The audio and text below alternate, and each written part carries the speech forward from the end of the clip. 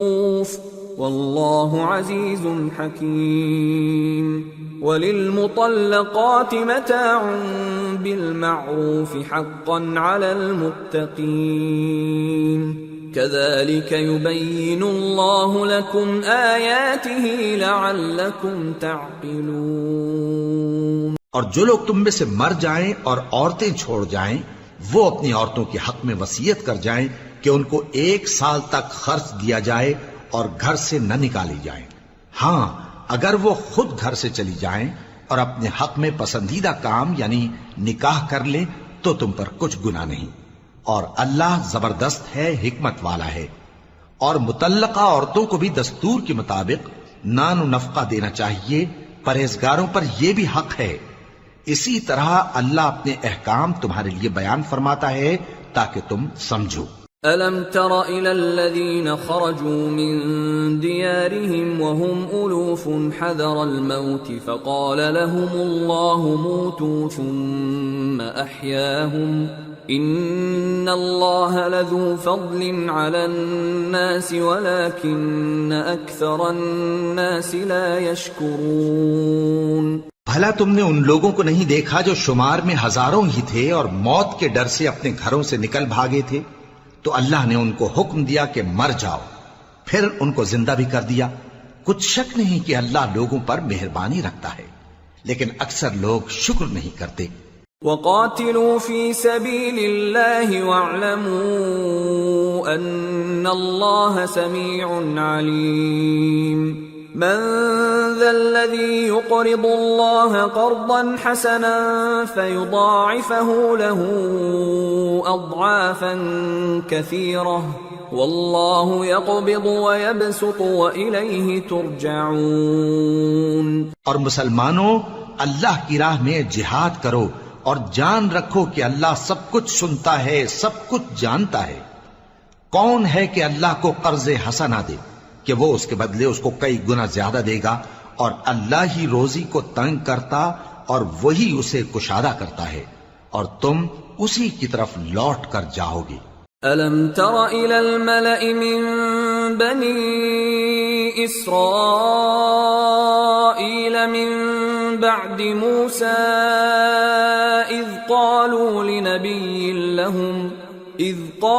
لنبي لهم ابعث لنا ملكا نقاتل في سبيل الله قال هل عسيتم إن كتب عليكم القتال ألا تقاتلوا قالوا وما لنا ألا نقاتل في سبيل الله وقد أخرجنا من ديارنا وأبنائنا فلما كتب عليهم القتال تولوا إلا قليلا منهم والله عليم بالظالمين۔ بھلا تم نے بنی اسرائیل کی ایک جماعت کو نہیں دیکھا جس نے موسیٰ کے بعد اپنے پیغمبر سے کہا کہ آپ ہمارے لیے ایک بادشاہ مقرر کر دیں تاکہ ہم اللہ کی راہ میں جہاد کریں؟ پیغمبر نے کہا کہ اگر تم کو جہاد کا حکم دیا جائے تو ایسا تو نہیں کہ لڑنے سے پہلو تہی کرو۔ وہ کہنے لگے کہ ہم اللہ کی راہ میں کیوں نہ لڑیں گے جبکہ ہم وطن سے خارج اور بال بچوں سے جدا کر دیے گئے۔ پھر جب ان کو جہاد کا حکم دیا گیا تو چند اشخاص کے سوا سب پھر گئے، اور اللہ ظالموں سے خوب واقف ہے۔ وقال لهم نبيهم إن الله قد بعث لكم طالوت ملكا قالوا أنى يكون له الملك علينا ونحن أحق بالملك منه ولم يؤت سعة من المال قال إن الله اصطفاه عليكم وزاده بسطة في العلم والجسم والله يؤتي ملكه من يشاء والله واسع عليم۔ اور پیغمبر نے ان سے یہ بھی کہا کہ اللہ نے تم پر طالوت کو بادشاہ مقرر فرمایا ہے۔ وہ بولے کہ اسے ہم پر بادشاہی کا حق کیوں کر ہو سکتا ہے؟ اس سے بڑھ کر بادشاہی کے مستحق تو ہم ہیں، اور اس کے پاس تو بہت سی دولت بھی نہیں۔ پیغمبر نے کہا کہ اللہ نے اس کو تم پر فضیلت دی ہے اور بادشاہی کے لیے منتخب فرمایا ہے. اس نے اسے علم بھی بہت سا بخشا ہے اور تن و توش بھی بڑا عطا کیا ہے، اور اللہ کو اختیار ہے جسے چاہے بادشاہی بخشے، وہ بڑا کشائش والا ہے، دانا ہے. وقال لهم نبيهم إن آية ملكه أن يأتيكم التابوت فيه سكينة من ربكم وبقية مما ترك آل موسى وآل هارون تحمله الملائكة ان فی ذلک لآیۃ لکم ان کنتم مؤمنین. اور پیغمبر نے ان سے کہا کہ ان کی یعنی طالوت کی بادشاہی کی نشانی یہ ہے کہ تمہارے پاس وہ صندوق آئے گا جس کو فرشتے اٹھائے ہوئے ہوں گے. اس میں تمہارے پروردگار کی طرف سے تسلی بخشنے والی چیز ہوگی اور کچھ اور چیزیں بھی ہوں گی جو موسیٰ اور ہارون چھوڑ گئے تھے. اگر تم ایمان رکھتے ہو تو یہ تمہارے لیے ایک بڑی نشانی ہے. فلما فصل طالوت بالجنود قال ان الله مبتليكم بنهر فمن شرب منه فليس مني ومن لم يطعمه فإنه مني إلا من اغترف غرفة بيده فشربوا منه إلا قليلا منهم فلما جاوزه هو والذين آمنوا معه قالوا لا طاقة لنا اليوم بجالوت وجنوده قال الذين يظنون أنهم ملاقو الله كم من فئة قليلة غلبت فئة كثيرة بإذن الله والله مع الصابرين. غرض جب طالوت فوجیں لے کر روانہ ہوا تو اس نے ان سے کہا کہ اللہ ایک نہر سے تمہاری آزمائش کرنے والا ہے. جو شخص اس میں سے پانی پی لے گا اس کی نسبت تصور کیا جائے گا کہ وہ میرا نہیں، اور جو نہ پیے گا وہ سمجھا جائے گا کہ میرا ہے.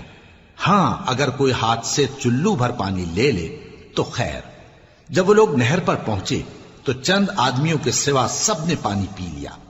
پھر جب طالوت اور مومن لوگ جو اس کے ساتھ تھے نہر کے پار ہو گئے تو کہنے لگے کہ آج ہم میں جالوت اور اس کے لشکر سے مقابلہ کرنے کی طاقت نہیں.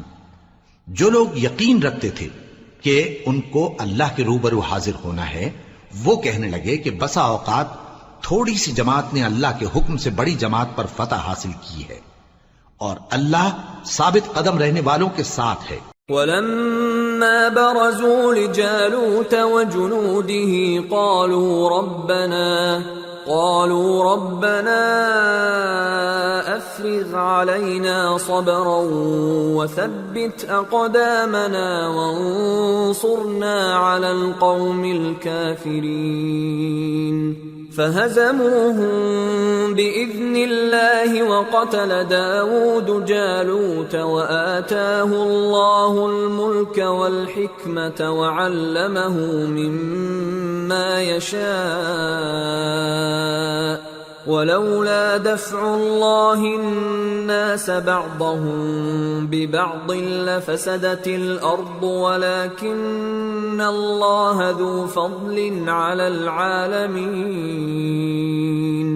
تلك آيات الله نتلوها عليك بالحق وإنك لمن المرسلين. اور جب وہ لوگ جالوت اور اس کے لشکر کے مقابل میں آئے تو اللہ سے دعا کی کہ اے پروردگار ہم پر صبر کے دہانے کھول دے اور ہمیں لڑائی میں ثابت قدم رکھ اور لشکر کفار پر فتح یاب کر. تو طالوت کی فوج نے اللہ کے حکم سے ان کو شکست دے دی اور داؤد نے جالوت کو قتل کر ڈالا اور اللہ نے ان کو بادشاہی اور دانائی بخشی اور جو کچھ چاہا سکھایا. اور اگر اللہ لوگوں کو ایک دوسرے پر چڑھائی اور حملہ کرنے سے نہ ہٹاتا رہتا تو کرۂ ارض تباہ ہو جاتا، لیکن اللہ اہل عالم پر بڑا مہربان ہے. یہ اللہ کی آیتیں ہیں جو ہم تم کو سچائی کے ساتھ پڑھ کر سناتے ہیں، اور اے محمد صلی اللہ علیہ وآلہ وسلم تم بلا شبہ پیغمبر